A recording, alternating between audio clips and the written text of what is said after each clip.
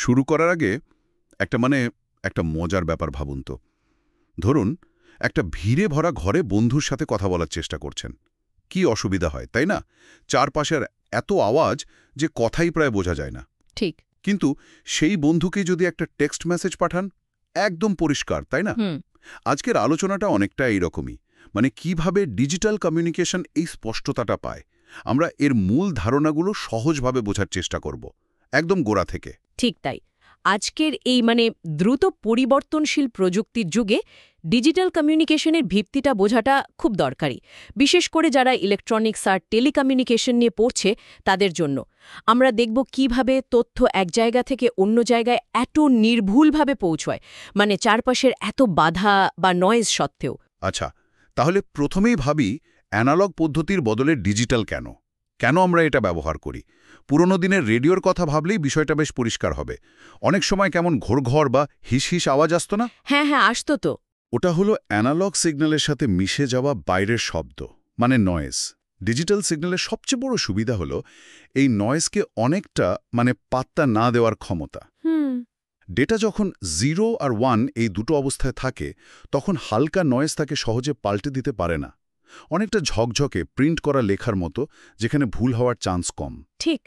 আর এই নয়েজকে হারানোর ক্ষমতার সাথে আরও দুটো বড় সুবিধা কিন্তু জুড়ে যায়।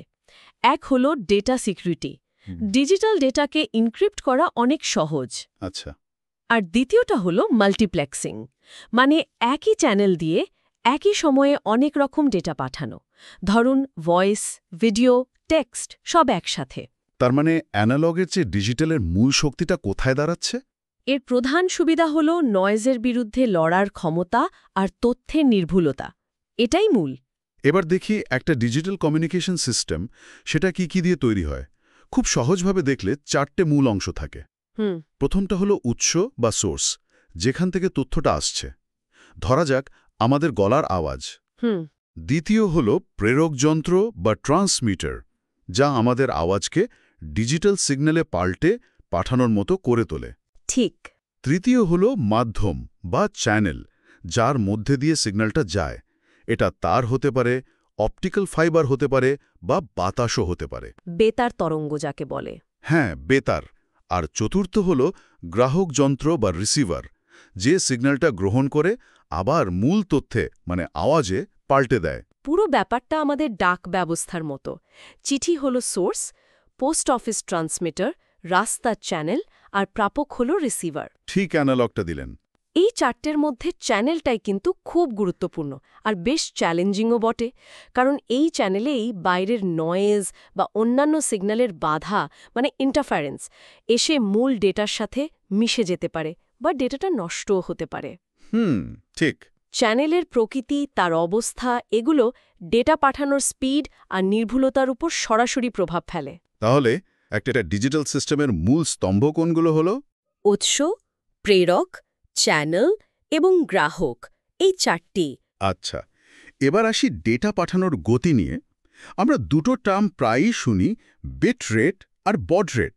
হ্যাঁ, এটা খুব গুলিয়ে যায় অনেক সময়। বড রেট হল প্রতি সেকেন্ডে কটা সিগন্যাল ইউনিট বা প্রতীক সিম্বল পরিবর্তন হচ্ছে বা পাঠানো হচ্ছে। আচ্ছা।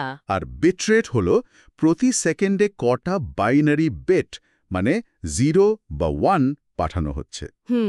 মজার ব্যাপার হলো একটা প্রতীক কিন্তু একাধিক বিট বহন করতে পারে। হ্যাঁ, যেমন ধরুন কিউপিএসকেতে। ঠিক, কিউপিএসকেতে সিগন্যালের ফেজের বিভিন্ন অবস্থা ব্যবহার করে একবারে দুটো বিট পাঠানো যায়।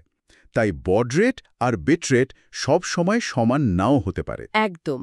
আর একটা চ্যানেলের মধ্যে দিয়ে সর্বোচ্চ কত দ্রুত ডেটা পাঠানো সম্ভব, সেটাই হলো তার চ্যানেল ক্যাপাসিটি। Channel capacity. হ্যাঁ, এটা মূলত দুটো জিনিসের উপর নির্ভর করে। এক হলো চ্যানেলের ব্যান্ডউইথ, তার ডেটা পাঠানোর রাস্তাটা কতটা চওড়া। ঠিক। আর 2 হলো সিগন্যাল টু নয়েজ রেশিও বা এসএনআর, মূল সিগন্যালের শক্তি নয়েজের তুলনায় কতটা বেশি। হার্টলি আর বিশেষ করে শ্যাননের সূত্র আমাদের এই সম্পর্কটা বুঝতে সাহায্য করে।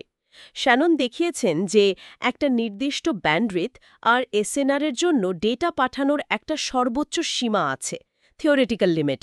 তার চেয়ে বেশি গতিতে নির্ভুল ডেটা পাঠানো সম্ভব নয়। অনেকটা হাইওয়ের মতো। রাস্তা যত চওড়া মানে ব্যান্ডউইথ আর জ্যাম যত কম মানে নয়েজ কম, তত বেশি গাড়ি মানে ডেটা যেতে পারবে। ঠিক।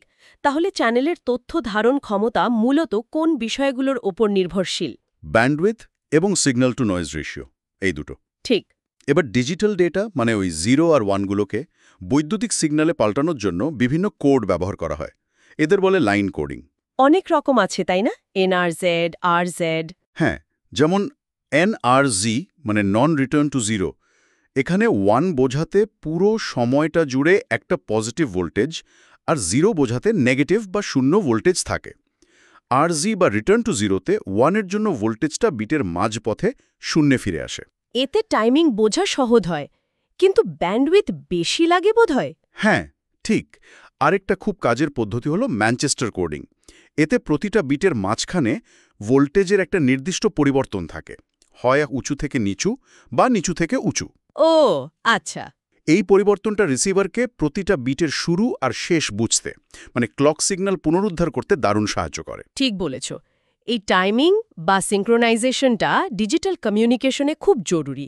ডেটা পাঠানোর দুটো মূল ধারা আছে, সিঙ্ক্রোনাস আর অ্যাসিঙ্ক্রোনাস। সিঙ্ক্রোনাসে প্রেরক আর গ্রাহক একটাই ক্লক ব্যবহার করে। ডেটা তাই একটানা ব্লক হিসেবে পাঠানো যায়। এটা বেশ ফাস্ট। আচ্ছা। আর অ্যাসিঙ্ক্রোনাসে প্রতিটা ডেটা বাইট বা ওয়ার্ডের শুরুতে একটা স্টার্ট বিট আর শেষে স্টপ বিট। তার মানে একটু বেশি ডেটা পাঠাতে হয়। হ্যাঁ, এই অতিরিক্ত বিটগুলো রিসিভারকে প্রতিটি ওয়ার্ডের শুরুটা বুঝতে সাহায্য করে, কিন্তু ডেটার রেট কিছুটা কমিয়ে দেয়। তাহলে ম্যানচেস্টার কোডিং টাইমিং বজায় রাখতে কিভাবে সাহায্য করে? প্রতি বিটের মাঝখানে থাকা ওই নিশ্চিত ট্রানজিশনের মাধ্যমে। ওটাই ক্লকের কাজ করে। বুঝেছি। আচ্ছা, এত সব ব্যবস্থার পরেও তো চ্যানেলে নয়েজ থাকে বা অন্য সমস্যা হতে পারে, যার ফলে ডেটা পাঠানোর সময় কিছু বিট পাল্টে যেতে পারে।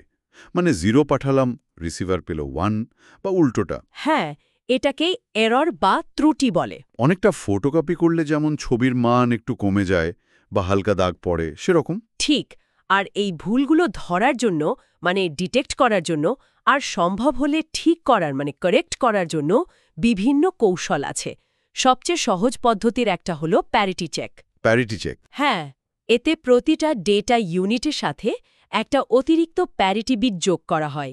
এই বিটটা এমনভাবে সেট করা হয় যাতে ডেটা আর প্যারিটি বিট মিলিয়ে মোট 1-এর সংখ্যাটা সবসময় জোড় থাকে অথবা সবসময় বিজোড় থাকে। আচ্ছা, ইভেন বা অড প্যারিটি। ঠিক। রিসিভার এটা চেক করে। যদি গড়মিল পায় তাহলে বোঝা যায় ডেটাতে ভুল হয়েছে। কিন্তু এটা কি খুব নির্ভরযোগ্য? না, খুব নির্ভরযোগ্য নয়। এর চেয়ে অনেক শক্তিশালী পদ্ধতি হলো সাইক্লিক রিডান্ডেন্সি চেক বা সিআরসি। এটা পলিনোমিয়ালের গণিত ব্যবহার করে ডেটার উপর ভিত্তি করে একটা চেকসাম তৈরি করে। চেকসাম মানে ফাইলের মতো? অনেকটা সেরকমই। রিসিভারও একই গণনা করে মিলিয়ে দেখে। ভুল ধরার ক্ষেত্রে এটা অনেক বেশি কার্যকর। তাহলে ভুল ধরার জন্য সিআরসি পদ্ধতির মূল ধারণাটা কি হলো? গাণিতিক পলিনোমিয়াল ব্যবহার করে ডেটার জন্য একটা চেকসাম তৈরি করা এবং মিলিয়ে দেখা। বেশ, তাহলে আমরা আজ ডিজিটাল কমিউনিকেশনের মূল কিছু বিষয় মানে ছুঁয়ে গেলাম। অ্যানালগের উপরের সুবিধা, সিস্টেমের অংশগুলো, ডেটা পাঠানোর গতি, লাইন কোডিং আর এরর ডিটেকশন। একদম। আর এই মৌলিক ধারণাগুলোই কিন্তু আজকের মোবাইল ফোন, ইন্টারনেট, ওয়াইফাই এসবে ব্যবহার হচ্ছে। আর ভবিষ্যতের 5G, ইন্টারনেট অফ থিংস এগুলোরও একেবারে গোড়ায় রয়েছে এই প্রিন্সিপলগুলোই। ঠিক। টেকনোলজি হয়তো বদলাবে, কিন্তু তথ্যকে নির্ভুলভাবে দ্রুত এক জায়গা থেকে অন্য জায়গায় পাঠানোর এই মূল নীতিগুলো একই রকম প্রাসঙ্গিক থাকবে। তাই এই ভিত্তিগুলো ভালোভাবে বোঝা আর মানে শেখাটা চালিয়ে যাওয়া একজন ইঞ্জিনিয়ারের জন্য সবসময় খুব জরুরি। শেষে একটা প্রশ্ন ভাবনার জন্য থাকলো। ভবিষ্যতে ডেটা পাঠানোর জন্য আমরা কি আলোর কণা বা ফোটনের কোয়ান্টাম বৈশিষ্ট্য ব্যবহার করতে পারব? ইন্টারেস্টিং প্রশ্ন। যদি পারি, তাহলে আজকের এই ডিজিটাল কমিউনিকেশনের নিয়মগুলো, যেমন শ্যাননের দেওয়া লিমিট, সেগুলো কতটা বদলে যেতে পারে? ভাবার বিষয়।